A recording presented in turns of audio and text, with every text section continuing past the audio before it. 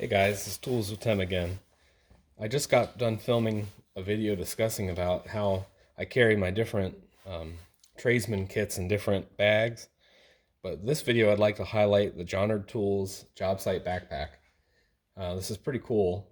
I kind of have overlooked these backpacks that have this rubberized kind of like tire tread or shoe grip thing on the bottom. I started off with a Milwaukee Jobsite backpack, and I really do like that one.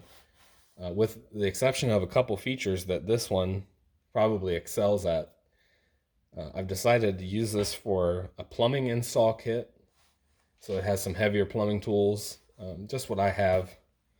It's not my everyday trade, but this bag is going to help me stay organized and be able to go and do projects when I need to. So let's check out some of the features of this bag. The things that are obvious: it has the hard,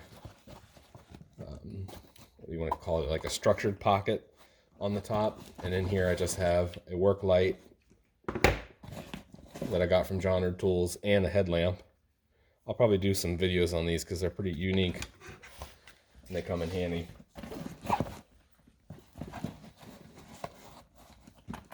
This helps keep them protected. Underneath that you have a large, anyway, like I was saying before my tripod fell over, it has a large open pocket here in the front. Right now I just have a bunch of nitrile gloves shoved in here.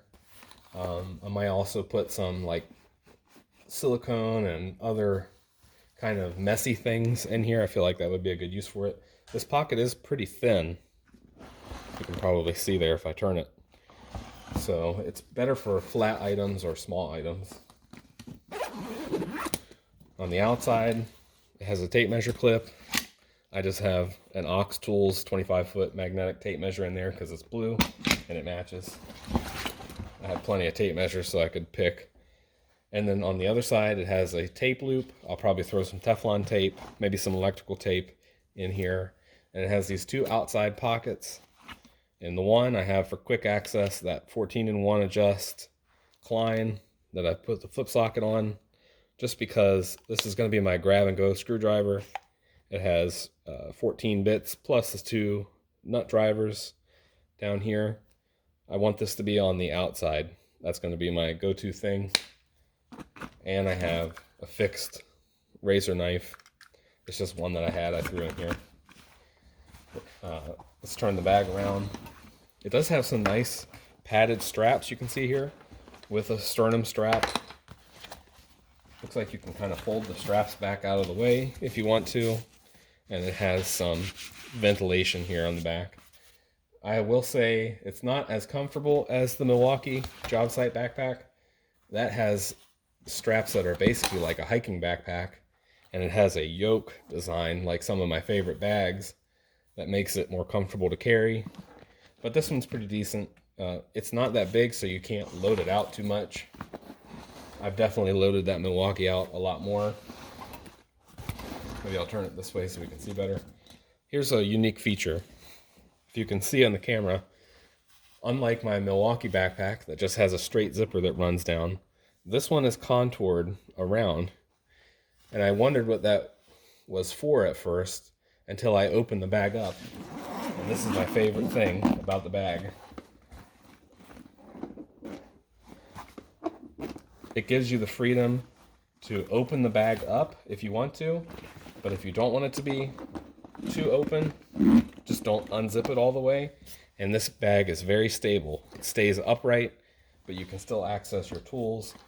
You can see in here, it has the high contrast blue with the orange webbing over top of each pocket.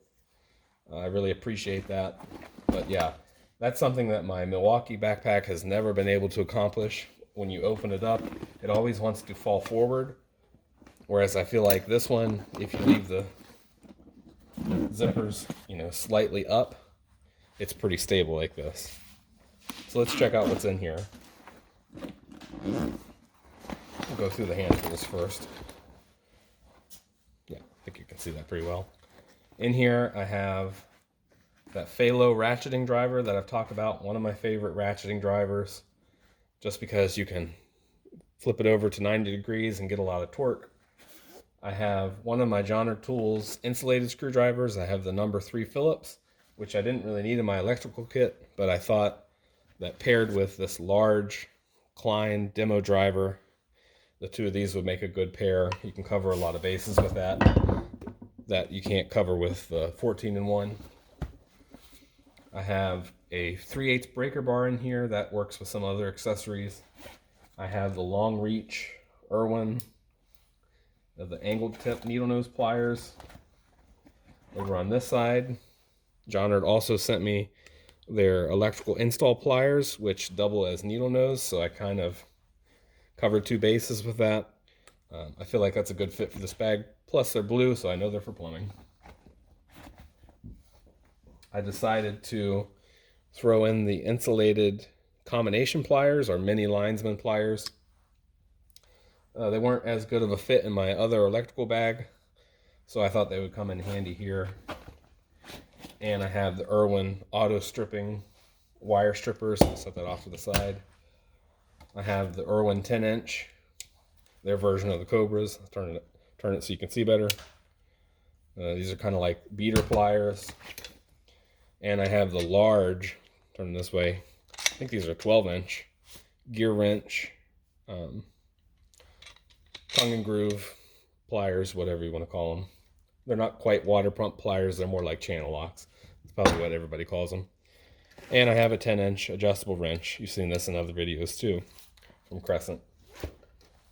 Kind of a unique tool that I have from Michael Pro Tools that they sent me is this double-ended pipe wrench, ratcheting, adjusting pipe wrench. I thought that'd be pretty handy to have in here. You can use it on nuts, but it seems like it would be better for round objects. I think that'll be great in here. Down at the bottom, I just have a 20-ounce hammer, kind of beat up already, but it's my Ox Tools. I was trying to keep it a common theme with colors. Just because I have all these different options, I figured I might as well make a match. Always good to have a hammer, especially to go with that big chisel driver or beater screwdriver. In here, you can't call yourself a plumber without a PVC cutting tool. This one's also from Jonard Tools. It was actually the first tool they ever sent me, and I've used this thing a lot. It comes in handy. I just have a Bosch bit case in here that has some of their Daredevil spade bits, a unibit, and a couple other little hole saws and an extension in there. If I was doing plumbing installs, I'm sure I would have a lot more. I'd have a big drill, but this covers a few bases. Zip this back up a little bit. I have the Michael Pro Tools tubing cutter. Used it a few times, works pretty great. I also have their reaming tool. This is pretty unique. It has 2 different types of reamers on here. They fold out and lock. And then on the other side, you have like a reaming awl and a countersink bit that you can kind of use like a hand screwdriver, but it drills down in.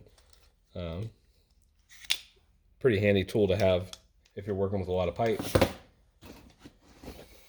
And then lastly, I have a Vera L key set, or hex key. They're what do they call that? It's like a hex grip, so it's a unique pattern from them. It's yellow. It's easy to see. It's a complete set because my screwdrivers don't have any hex bits in them. Figured that would be handy. Actually, lastly, I have just a little angle finding level. I'm not sure what you call it. It's from Crescent. Got it on clearance. You can use it on metal pipe, PVC. It has all the different adjustable angles. Obviously, that's important to have when you're working with plumbing, even just to check things.